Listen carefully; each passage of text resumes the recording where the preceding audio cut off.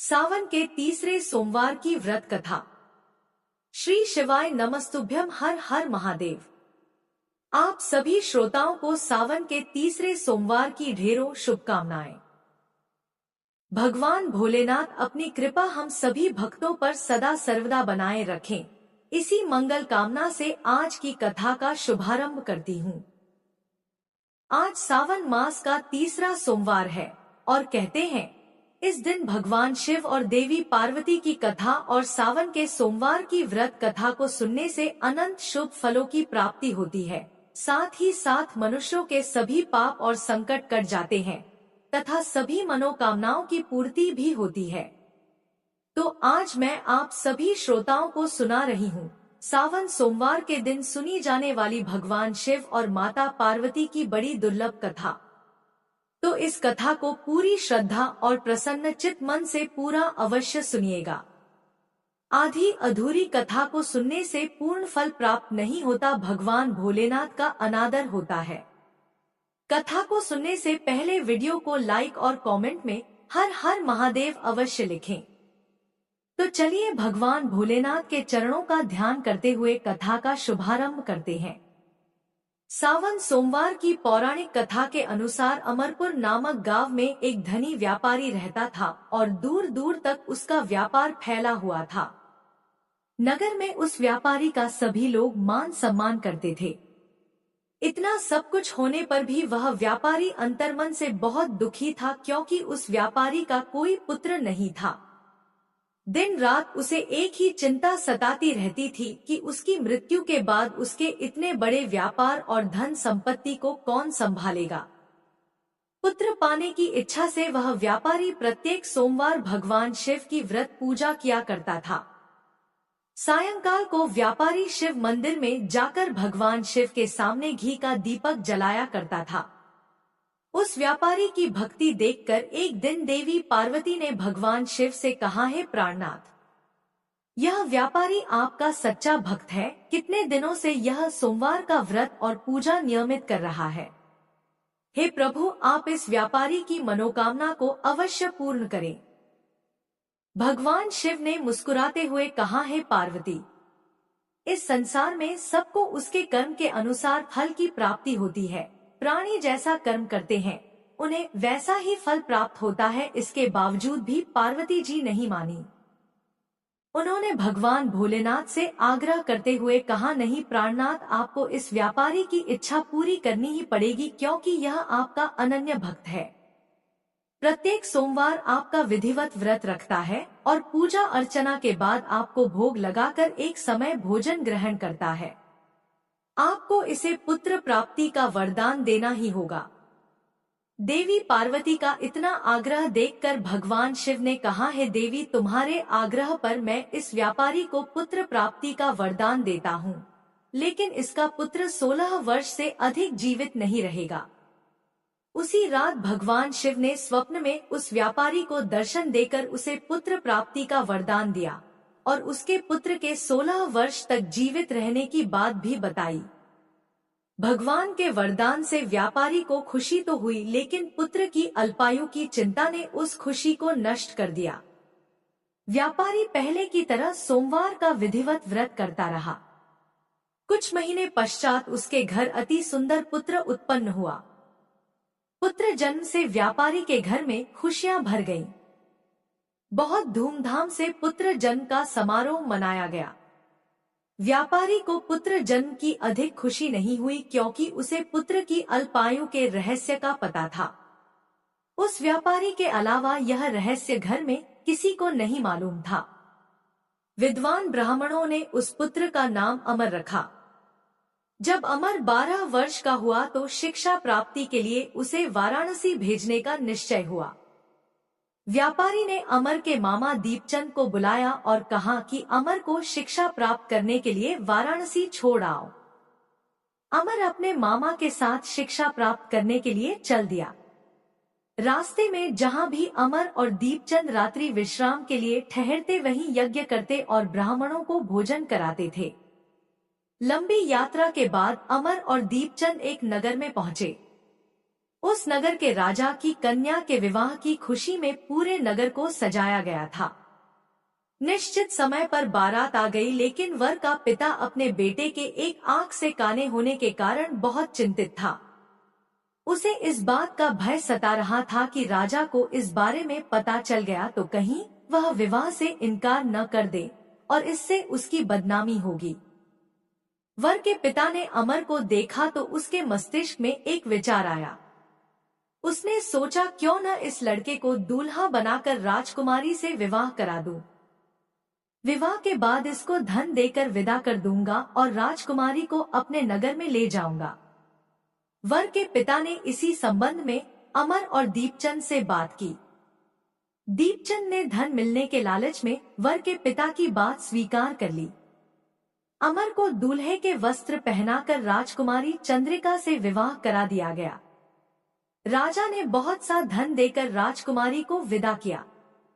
अमर जब लौट रहा था तो सच नहीं छिपा सका और उसने राजकुमारी की ओढ़नी पर लिख दिया कि राजकुमारी चंद्रिका, तुम्हारा विवाह तो मेरे साथ हुआ था, लेकिन मैं तो वाराणसी में शिक्षा प्राप्त करने जा रहा हूँ। अब तुम्हें जिस नवयुवक की पत्नी बनना पड़ेगा वह एक आंख से काना है। जब राजकुमारी ने अपनी ओढ़नी पर लिखा हुआ देखा और उसे पढ़ा तो उसने काने लड़के के साथ जाने से इनकार कर दिया। जब राजा को जानकारी मिली कि काने राजकुमार के साथ उसकी पुत्री का विवाह नहीं हुआ है तो राजकुमारी को महल में रख लिया। उधर अमर अपने मामा दीपचंद के साथ वाराणसी पहुंच गया। अमर ने गुरुकुल में पढ़ना शुरू कर दिया। जब अमर की आयु 16 वर्ष पूरी हुई तो उसने एक यज्ञ किया।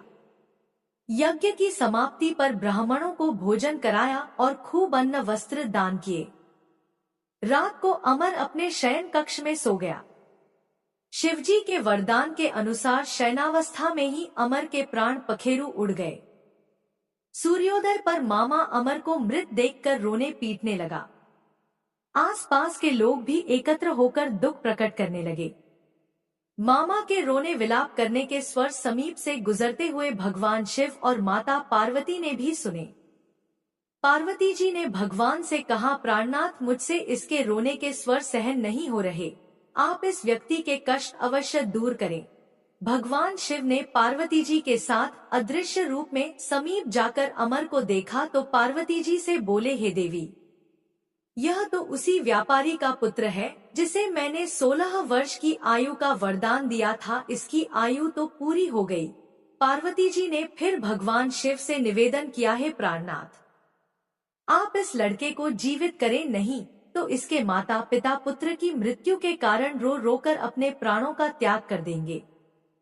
इस लड़के का पिता तो आपका परम भक्त है, वर्षों से सोमवार का व्रत करते हुए आपको भोग लगा रहा है। देवी पार्वती के आग्रह करने पर भगवान शिव ने उस लड़के को जीवित होने का वरदान दिया। भगवान शिव के आशीर्वाद से कुछ ही पल में वह जीवित होकर उठ बैठा। शिक्षा समाप्त करके अमर अपने मामा के साथ अपने नगर की ओर चल दिया। दोनों चलते हुए उसी नगर में पहुंचे जहां अमर का विवाह हुआ था। उस नगर में भी अमर ने यज्ञ का आयोजन किया। समीप से गुजरते हुए नगर के राजा ने यज्ञ का आयोजन देखा तो राजा ने अमर को तुरंत ही पहचान लिया। यज्ञ समाप्त होने पर राजा अमर और उसके मामा को महल में ले गया और कुछ दिन उन्हें महल में रखकर बहुत सा धन और वस्त्र देकर राजकुमारी के साथ विदा किया। रास्ते में सुरक्षा के लिए राजा ने बहुत से सैनिकों को भी साथ भेजा। दीपचंद नगर में पहुंचते ही एक दूत को घर भेजकर अपने आगमन की सूचना भेजी। अपने बेटे अमर के जीवित वापस लौटने की सूचना से व्यापारी बहुत प्रसन्न हुआ। व्यापारी ने अपनी पत्नी के साथ स्वयं को एक कमरे में बंद कर रखा था। भूखे प्यासे रहकर व्यापारी और उसकी पत्नी बेटे की प्रतीक्षा कर रहे थे। उन्होंने प्रतिज्ञा कर रखी थी कि यदि उन्हें उनके बेटे की मृत्यु का समाचार मिला तो दोनों अपने प्राण त्याग देंगे। व्यापारी अपनी पत्नी और मित्रों के साथ नगर के द्वार पर पहुंचा। अपने बेटे के विवाह का समाचार सुनकर और पुत्रवधू राजकुमारी चंद्रिका को देखकर उसकी खुशी का ठिकाना न रहा। उसी रात भगवान शिव ने व्यापारी के स्वप्न में आकर कहा, है श्रेष्ठी, मैंने तेरे सोमवार के व्रत करने और व्रत कथा सुनने से प्रसन्न होकर तेरे पुत्र को लंबी आयु प्रदान की है। भगवान शिव की बातें सुनकर व्यापारी स्वप्न में ही बहुत प्रसन्न हुआ। सोमवार का व्रत करने से व्यापारी के घर में खुशियां लौट आईं। शास्त्रों में लिखा है कि जो स्त्री पुरुष सोमवार का विधिवत व्रत करते और व्रत कथा को सुनते हैं, उनकी सभी इच्छाएं पूरी होती हैं। एक बार प्रेम से बोलिए हर हर महादेव, जय माता पार्वती। अब आइए श्रवण करते हैं भोलेनाथ की दुर्लभ कथा। यह कथा शिव पुराण में वर्णित है।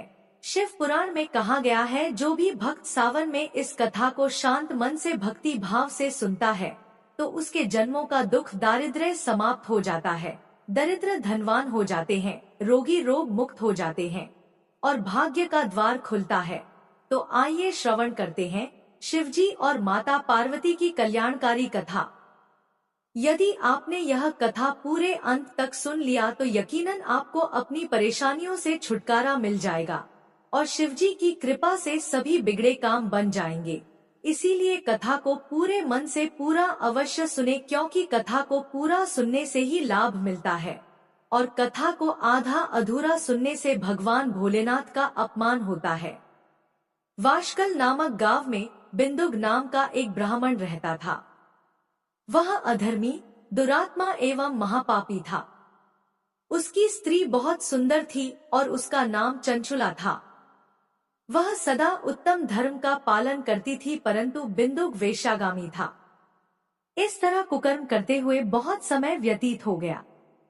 उसकी स्त्री काम से पीड़ित होने पर भी स्वधर्मनाश के भय से क्लेश सहकर भी काफी समय तक धर्म भ्रष्ट नहीं हुई, परंतु आगे चलकर वह भी अपने दुराचारी पति के आचरण से प्रभावित होकर दुराचारिणी और अपने धर्म से विमुख हो गई।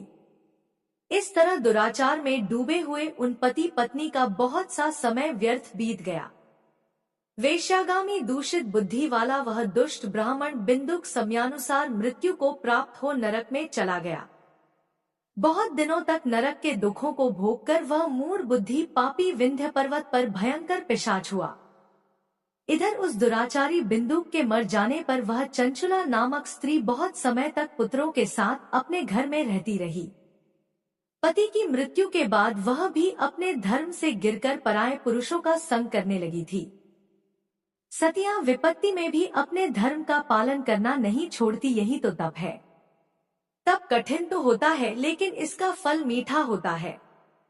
विषय इस सत्य को नहीं जानता, इसीलिए वह विषयों के विषफल का स्वाद लेते हुए भोग करता है। एक दिन दैवयोग से किसी पुण्य पर्व के आने पर वह अपने भाई बंधुओं के साथ गोकर्ण क्षेत्र में गई। उसने तीर्थ के जल में स्नान किया एवं बंधुजनों के साथ यत्र तत्र घूमने लगी। घूमते घूमते वह एक देव मंदिर में गई। वहां उसने एक ब्राह्मण के मुख से भगवान शिव की परम पवित्र एवं मंगलकारी कथा सुनी।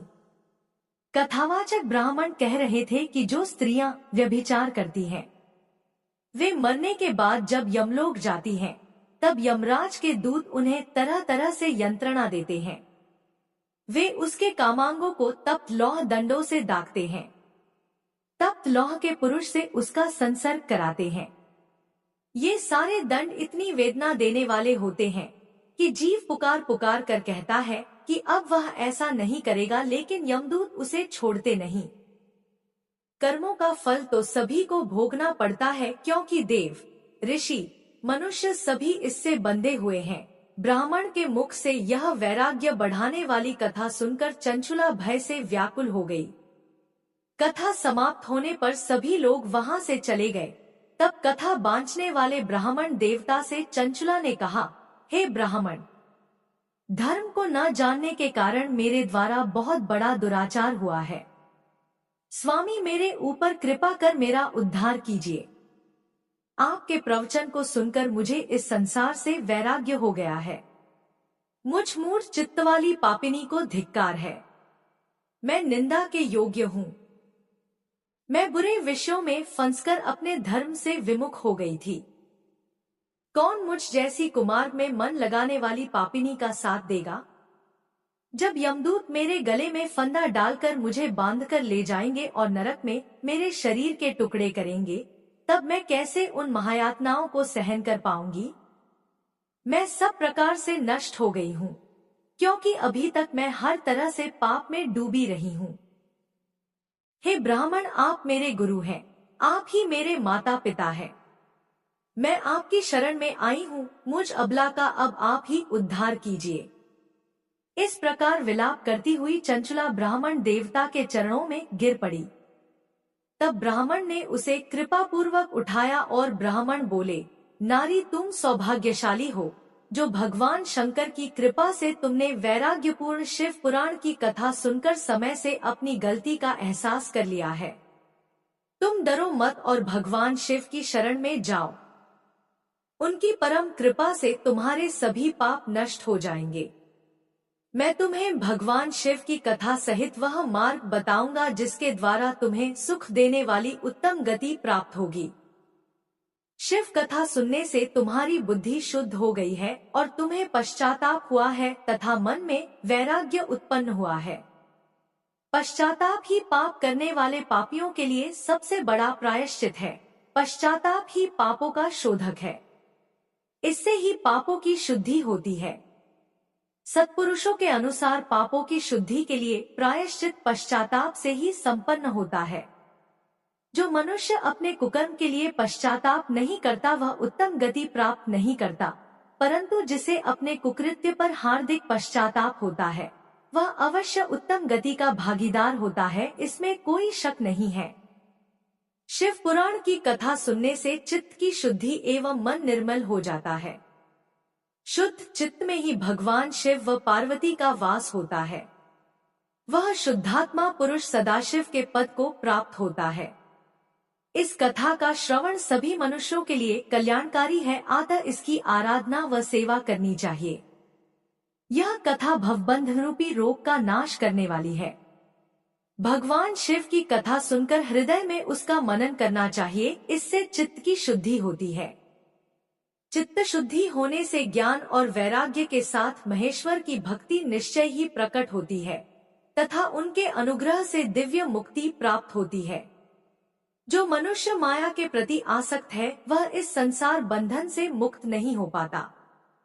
हे ब्राह्मण पत्नी, तुम अन्य विषयों से अपने मन को हटाकर भगवान शंकर की इस परम पावन कथा को सुनो, इससे तुम्हारे चित्त की शुद्धि होगी और तुम्हें मोक्ष की प्राप्ति होगी। जो मनुष्य निर्मल हृदय से भगवान शिव के चरणों का चिंतन करता है उसकी एक ही जन्म में मुक्ति हो जाती है। यह कहकर वे ब्राह्मण चुप हो गए। उनका हृदय करुणा से भर गया और वे ध्यान में मग्न हो गए।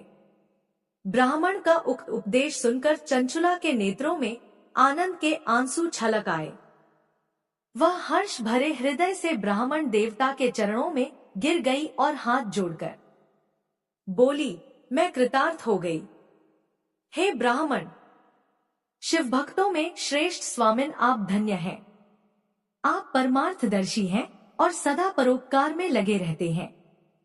हे मुनिवर, मैं नरक के समुद्र में गिर रही हूँ, कृपा कर मेरा उद्धार कीजिए। जिस पौराणिक व अमृत के समान सुंदर शिव पुराण कथा की बात आपने की है उसे सुनकर ही मेरे मन में वैराग्य उत्पन्न हुआ है। उस अमृतमयी शिव पुराण कथा को सुनने के लिए मेरे मन में बड़ी श्रद्धा हो रही है। कृपया आप मुझे उसे सुनाइए। शिव पुराण की कथा सुनने की इच्छा मन में लिए हुए चंचुला उन ब्राह्मण देवता की सेवा में वहीं रहने लगी। उस गोकर्ण नामक महाक्षेत्र में उन ब्राह्मण देवता के मुख से चंचुला शिव पुराण की भक्ति, ज्ञान और वैराग्य बढ़ाने वाली और मुक्ति देने वाली परम उत्तम कथा सुनकर कृतार्थ हुई। उसका चित्त शुद्ध हो गया। वह अपने हृदय में शिव के सगुण रूप का चिंतन करने लगी। वह सदैव शिव के सच्चिदानंदमय स्वरूप का स्मरण करती थी। तत्पश्चात अपना समय पूर्ण होने पर चंचुला ने बिना किसी कष्ट के अपना शरीर त्याग दिया। उसे लेने के लिए एक दिव्य विमान वहां पहुंचा। यह विमान शोभा साधनों से सजा था एवं शिव गणों से सुशोभित था। चंचुला विमान से शिवपुरी पहुंची, उसके सारे पाप धुल गए और वह दिव्यांगना हो गई। वह गौरांगी देवी मस्तक पर अर्धचंद्र का मुकुट व अन्य दिव्य आभूषण पहने शिवपुरी पहुंची। वहां उसने सनातन देवता त्रिनेत्रधारी महादेव शिव को देखा। सभी देवता उनकी सेवा में भक्तिभाव से उपस्थित थे। उनकी अंग कांति करोड़ों सूर्यों के समान प्रकाशित हो रही थी। 5 मुख और हर मुख में 3-3 नेत्र थे। मस्तक पर अर्धचंद्राकार मुकुट शोभायमान हो रहा था। कंठ में नील चिन्ह था। उनके साथ में देवी गौरी विराजमान थी, जो विद्युत पुंज के समान प्रकाशित हो रही थी। महादेव जी की कांति कपूर के समान गौर थी। उनके शरीर पर श्वेत वस्त्र थे तथा शरीर श्वेत भस्म से युक्त था। इस प्रकार भगवान शिव के परम उज्जवल रूप के दर्शन कर चंचुला बहुत प्रसन्न हुई। उसने भगवान को बारंबार प्रणाम किया और हाथ जोड़कर प्रेम, आनंद और संतोष से युक्त हो विनीत भाव से खड़ी हो गई। उसके नेत्रों से आनंदाश्रुओं की धारा बहने लगी। भगवान शंकर व भगवती गौरी उमा ने करुणा के साथ सौम्य दृष्टि से देखकर चंचुला को अपने पास बुलाया। गौरी उमा ने उसे प्रेम पूर्वक अपनी सखी बना लिया। चंचुला सुखपूर्वक भगवान शिव के धाम में उमा देवी की सखी के रूप में निवास करने लगी। एक दिन चंचुला आनंद में मग्न उमा देवी के पास गई और दोनों हाथ जोड़कर उनकी स्तुति करने लगी। चंचुला बोली, हे गिरिराज नंदिनी स्कंद माता उमा, आप सभी मनुष्यों एवं देवताओं द्वारा पूज्य तथा समस्त सुखों को देने वाली हैं। आप शंभुप्रिया हैं, आप ही सगुणा और निर्गुणा हैं। हे सच्चिदानंद स्वरूपिणी, आप ही प्रकृति की पोषक हैं। हे माता, आप ही संसार की सृष्टि, पालन और संहार करने वाली हैं। आप ही ब्रह्मा, विष्णु और महेश को उत्तम प्रतिष्ठा देने वाली परम शक्ति हैं। सद्गति प्राप्त चंचुला इस प्रकार देवी की स्तुति कर शांत हो गई। उसकी आंखों में प्रेम के आंसू उमड़ आए। तब शंकर प्रिया भक्तवत्सला उमा देवी ने बड़े प्रेम से चंचुला को चुप कराते हुए कहा, सखी चंचुला, मैं तुम्हारी स्तुति से प्रसन्न हूँ, बोलो क्या वर मांगती हो। चंचुला बोली, हे गिरिराज कुमारी, मेरे पति बिंदुक इस समय कहाँ हैं? मुझे बताइए और कुछ उपाय कीजिए ताकि हम फिर से मिल सकें। हे महादेवी, मेरे पति एक शूद्र जाति वेश्या के प्रति आसक्त थे और पाप में ही डूबे रहते थे। गिरिजा बोली, बेटी तुम्हारा पति बिंदुक बड़ा पापी था, उसका अंत बड़ा भयानक हुआ। वेश्या का उपभोग करने के कारण वह मूर्ख नरक में अनेक वर्षों तक अनेक प्रकार के दुख भोग कर अब शेष पाप को भोगने के लिए विंध्य पर्वत पर पिशाच की योनि में रह रहा है। वह दुष्ट वही वायु पीकर रहता है और सब प्रकार के कष्ट सहता है। गौरी देवी की यह बात सुनकर चंचुला अत्यंत दुखी हो गई। फिर मन को किसी तरह स्थिर करती हुई दुखी हृदय से मां गौरी से उसने एक बार फिर पूछा, है महादेवी, मुझ पर कृपा कीजिए और मेरे पापी पति का अब उद्धार कर दीजिए। कृपा करके मुझे वह उपाय बताइए जिससे मेरे पति को उत्तम गति प्राप्त हो सके। गौरी देवी ने कहा, यदि तुम्हारा पति बिंदुक शिव पुराण की पुण्य में उत्तम कथा सुने तो वह इस दुर्गति को पार करके उत्तम गति का भागी हो सकता है। अमृत के समान मधुर गौरी देवी का यह वचन सुनकर चंचुला ने दोनों हाथ जोड़कर मस्तक झुकाकर उन्हें बारंबार प्रणाम किया तथा प्रार्थना की कि मेरे पति को शिव पुराण सुनाने की व्यवस्था कीजिए। ब्राह्मण पत्नी चंचुला के बार बार प्रार्थना करने पर शिवप्रिया गौरी देवी ने भगवान शिव की महिमा का गान करने वाले गंधर्वराज तुम्बुरो को बुलाकर कहा, तुम्बुरो, तुम्हारी भगवान शिव में प्रीति है। तुम मेरे मन की सभी बातें जानकर मेरे कार्यों को सिद्ध करते हो। तुम मेरी इस सखी के साथ विंध्य पर जाओ। वहां एक महाघोर और भयंकर पिशाच रहता है। पूर्व जन्म में वह पिशाच बिंदुक नामक ब्राह्मण मेरी इस सखी चंचुला का पति था, परंतु वह वेश्यागामी हो गया। वह स्नान संध्या आदि नित्य कर्म छोड़कर अपवित्र रहने लगा। क्रोध के कारण उसकी बुद्धि भ्रष्ट हो गई। दुर्जनों से उसकी मित्रता तथा सज्जनों से द्वेष बढ़ गया था। वह अस्त्र शस्त्र से हिंसा करता, लोगों को सताता और उनके घरों में आग लगा देता था। चांडालों से दोस्ती करता व रोज वेश्या के पास जाता था। पत्नी को त्याग कर दुष्ट लोगों से दोस्ती कर उन्हीं के संपर्क में रहता था। वह मृत्यु तक दुराचार में फंसा रहा। मृत्यु के बाद उसे पापियों के भोग स्थान यमपुर ले जाया गया। वहां घोर नरकों को सहकर इस समय वह विंध्य पर्वत पर पिशाच बनकर रह रहा है और पापों का फल भोग रहा है। तुम उसके सामने परम पुण्य में पापों का नाश करने वाली शिव पुराण की दिव्य कथा का प्रवचन करो।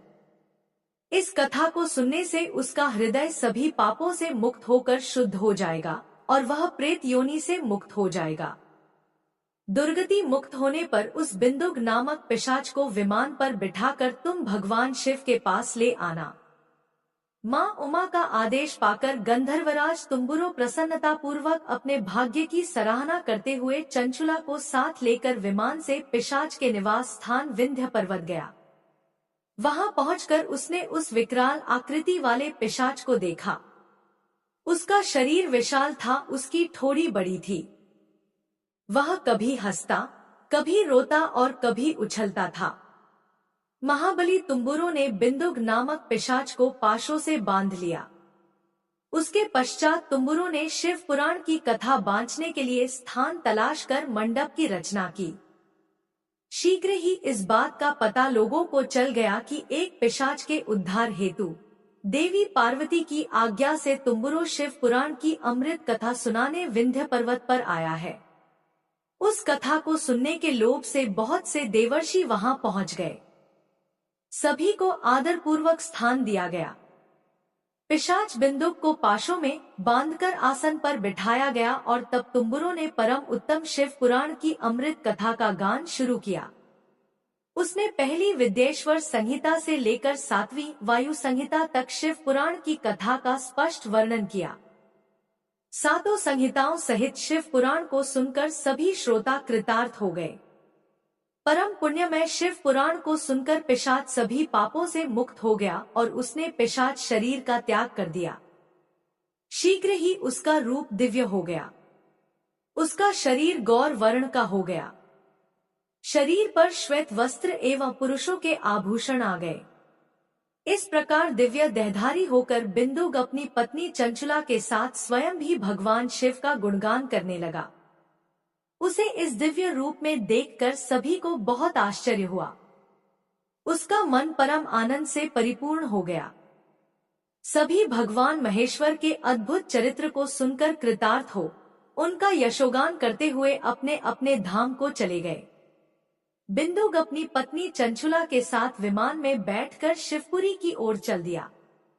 महेश्वर के गुणों का गान करता हुआ बिंदुक अपनी पत्नी चंचुला व तुम्बुरो के साथ शीघ्र ही शिवधाम पहुंच गया। भगवान शिव व देवी पार्वती ने उसे अपना पार्षद बना लिया। दोनों पति पत्नी सुखपूर्वक भगवान महेश्वर एवं देवी गौरी के श्री चरणों में अविचल निवास पाकर धन्य हो गए। एक बार प्रेम से बोलिए शंकर भगवान की जय।